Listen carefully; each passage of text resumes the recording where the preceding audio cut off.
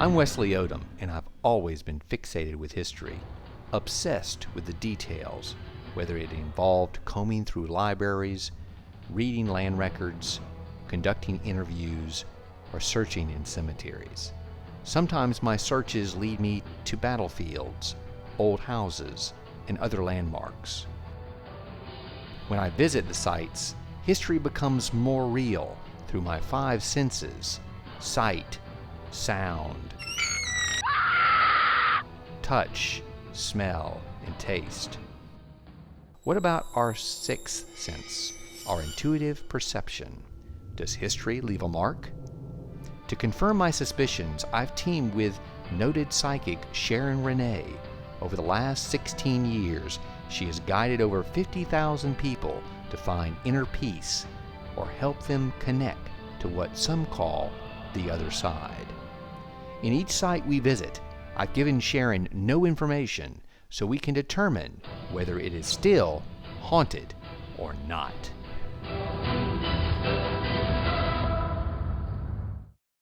Pensacola, Florida is a great place to explore.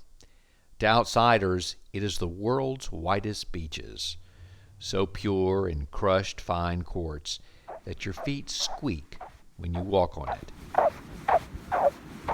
Beyond the beach is Pensacola Bay, which is the largest natural deepwater port on the Gulf of Mexico. This allowed Pensacola to become a seafaring town. Sailors from all corners of the world would call here. The U.S. Navy fell in love with the area also.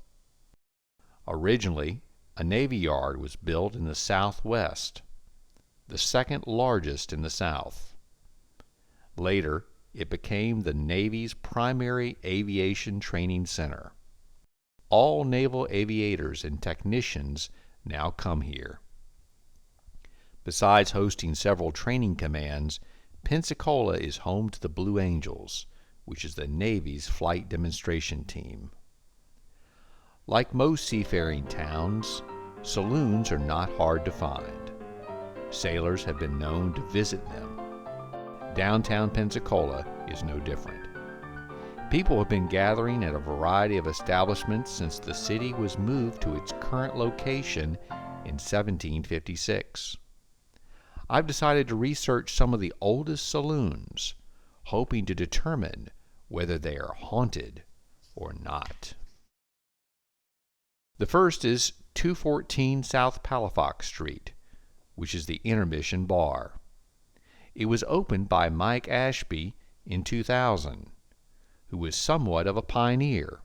And downtown had nothing then. There were no bars on Palafox, so we looked at a few buildings that were for sale downtown, and this was one of the few, and I liked it immediately. And it was an old famous historic landmark in downtown Pensacola. So yeah, it's kind of a no-brainer. For most of its past, it was known as Child's Restaurant. Owned by the Greek Padakis family, the restaurant, which also sold drinks and tobacco products, was a popular spot. Frequently, it attracted servicemen, businessmen, and attorneys.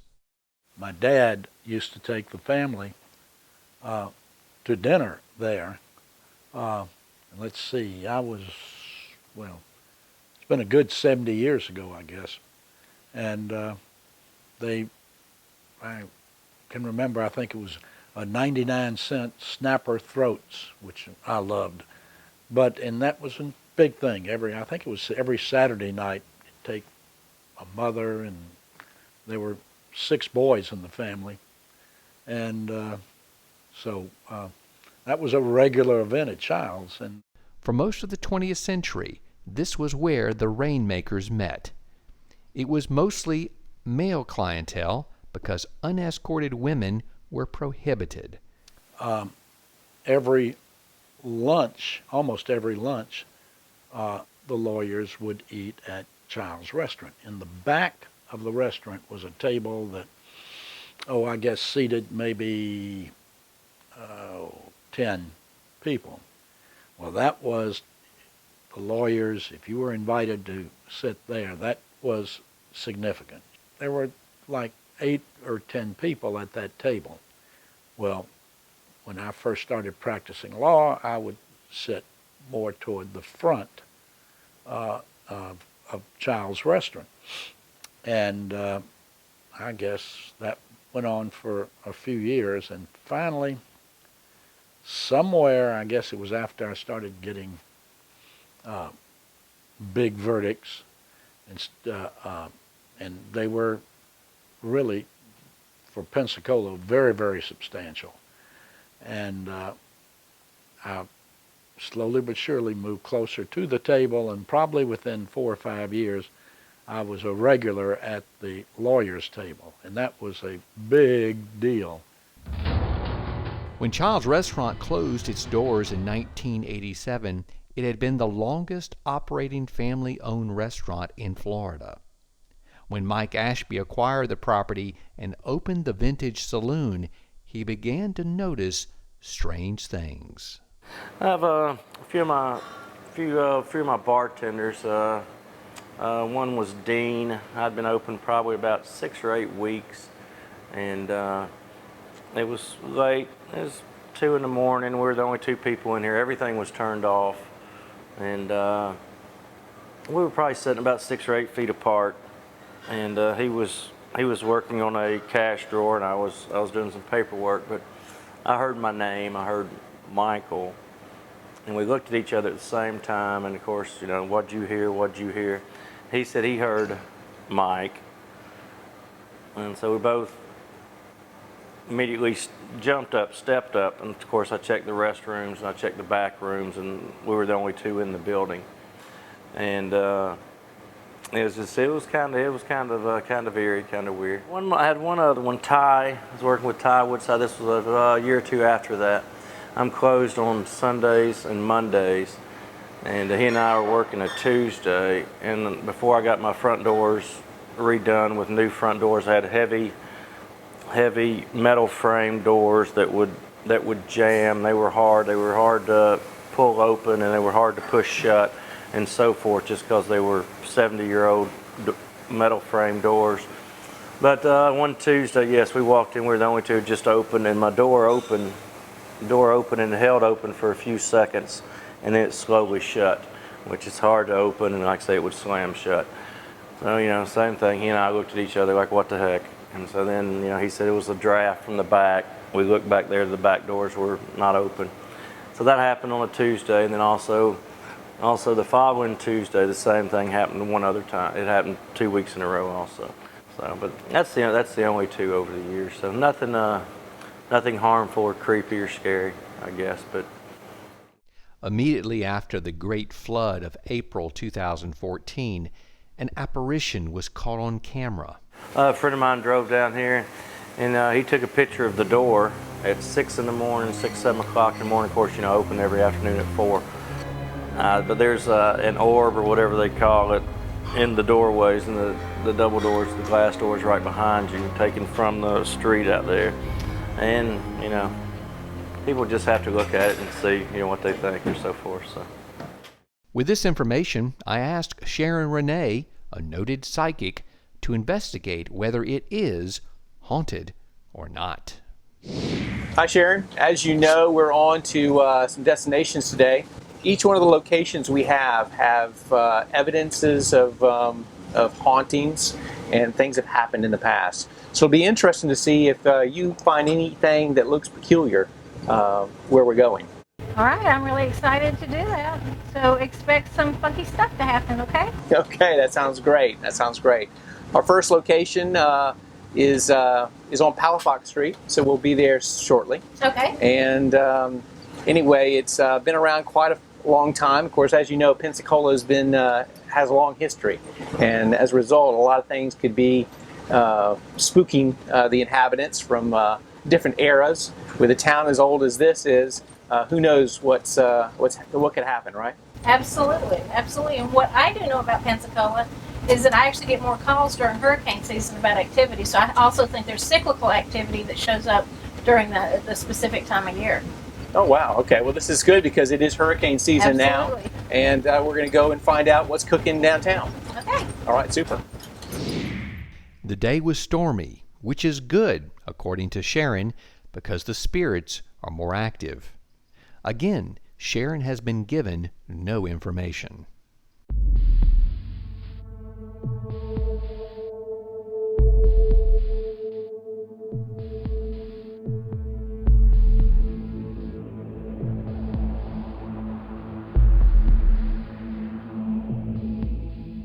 She has to concentrate intently at each location to attempt to tune into what some call the other side.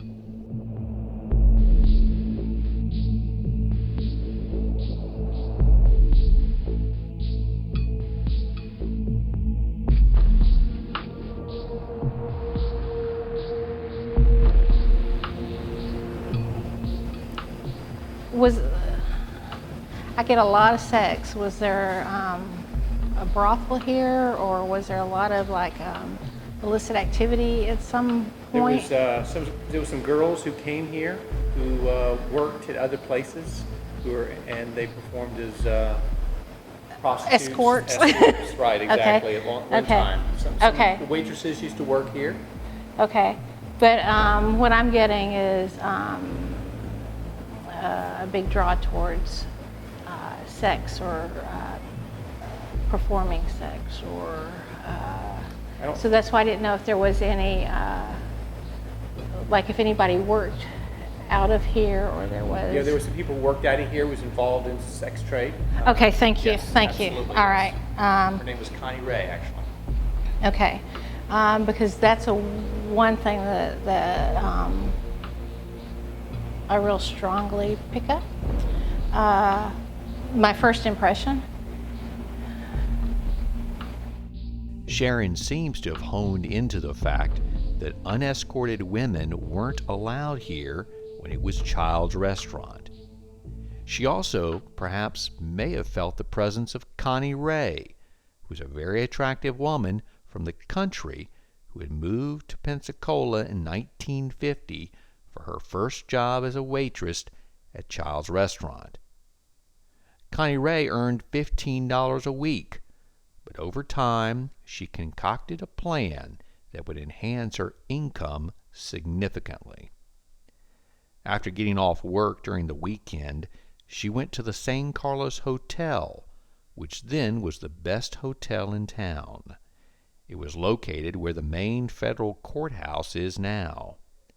There she would check in under a false name and pay for a basic room, which cost $4 a night. She then slid $5 into an envelope and requested a bellhop to deliver it to Don Bodecker, who was the hotel's head of security and her protector. He would inform the bellhops which room Connie Ray was in and give Connie Ray a heads up if the police raided the hotel. All the bellhops gladly participated in her prostitution operation because Connie Ray paid every bellhop $4 for each customer. One veteran bellhop made as much as $24 a night. On average, Connie Ray earned more than 9 times her daily rate of pay as a waitress. Everything seemed great for Connie Ray until she became pregnant and didn't know who the father was. She fled to Tampa to live in a woman's home for unwed mothers and never returned to prostitution. We know about her story because she gained immunity from prosecution by testifying against Bodecker and the bellhops at the San Carlos Hotel. Finally, Sharon hones into some other residual energy inside intermission. Also, I'm going to say that at some point there were I'm going to use the word transactions made here, or I'm going to call them transactions, lack of better word. And the only way I know at this point how to explain it is I want you to think of like the mafia deciding who's going to take this area, or who's going to take that area, or who's going to be in charge of this, and who's going to be in charge of that. But I'm not necessarily saying it was mafia. It's the only way I know how to explain it? Does that make Sure, any it sense? makes Is that sense. anything that you can Yeah, validate with this that? used to be a restaurant. It was the longest operating restaurant Okay. in the state of Florida. And there were people of power that would Peaceful come here? power, yes, absolutely. Okay. People would come and across there the was street something from the about a courthouse. guy with a cigar. Who was the cigar man? They sold lots of cigars here. Okay, because I get a lot of cigar smoke. I feel like there were 3 deaths here or in the vicinity. It could have been to a person like when they were leaving, or it could have been here, but to me there were 3. I get a female and 2 males. And again, it could have been after they left. It could have been here. Because again, it could have been somebody that was here. They either worked here, frequented, but to me it feels like I'm going to use the word suicide, or they died by something that they were responsible for, but it doesn't feel like they take responsibility for that. And there's a female that's showing up, and I don't necessarily know if her death was here or if it was someplace else, but there's a female that really, really doesn't like competition. She doesn't like competition. She doesn't like competition. And I'm also going to say, in the way that I get this from a business perspective or from a female perspective, that she doesn't like, my word's going to be competition. She's threatened with competition. Oh, I've got these on, I'm sorry. That's right. But she's got... It sounds like that's a typical female, right? But there's like a jealousy trait, very, very strong with that, because she was used to being the queen bee and didn't, like for her to get older, that bothered her because that lowered her status. Or am I making sense with that? It makes sense. This was a restaurant at one time, and it was owned by the same family for a long period of time, and there was a matriarchal figure in that family who's very strong-willed. Okay, and to me, I really get that she didn't like handing the reins over, wanted to be in control. Has a lot of, I won't say she's very resentful. It's very important to her about the cash flow. So do they ever talk about, like at night or in the morning when they're closing up or doing the books, that they feel like somebody's standing over their shoulder or watching them count Yes, the money? actually, there has been some situations where they've heard some people in the background as they're closing up and counting the money and cleaning all the dishes. They'll have heard the terms, people call out names of people who've worked here. Okay, and it's again, I feel like that she's again counting the number, watching the amounts. She's still very like, this is hers. Throughout all these years, the building still contains the marks of its occupants. Quite amazingly, Sharon identified the bar as a place where rainmakers convened, which confirms what attorney Fred Levin related. She also seemed to sense the forlorn story of Connie Ray. Additionally, she felt the presence of the strong-willed Mrs. Padakis, who still takes an interest in the business. The fact that a strong-willed personality comes through is not unusual during investigations like this. Whatever our knowledge or awareness was, be it spiritually, that's what it is when we die. So when we die, we're not like all that and we don't get angel wings. So we're at that vibration. So even if you're picking up spirits that have passed, you're going to pick up their personalities. They're going to, if you have a so to speak, a ghost that is haunting and they're very aggressive, chances are in their life, they were also very aggressive. That energy has a tendency to carry over, but just because they die doesn't mean they're like ready for wings, or that they've evolved to that higher level. It's something that through our choices, we can grow to become, and the more that we live our lives happily and we make those kind of choices, the higher our spiritual vibration, and that helps towards our evolution. Based upon the history, these interviews, and Sharon Ray's psychic work, it appears like this place really is haunted. In our next episode, I'll visit another old Pensacola seafaring hangout. It is known today as 511 South Palafox Street, which is a venue for catered events like weddings and other parties. However, for much of the 20th century, it was known as Trader John's. Owned by Martin Wiseman, this saloon became the most iconic Navy bar in town. Over time, it became a repository for collectible naval memorabilia. Like before, my psychic, Sharon Renee, has no knowledge of our destination. Join me, Wesley Odom, as we determine whether it is haunted or not.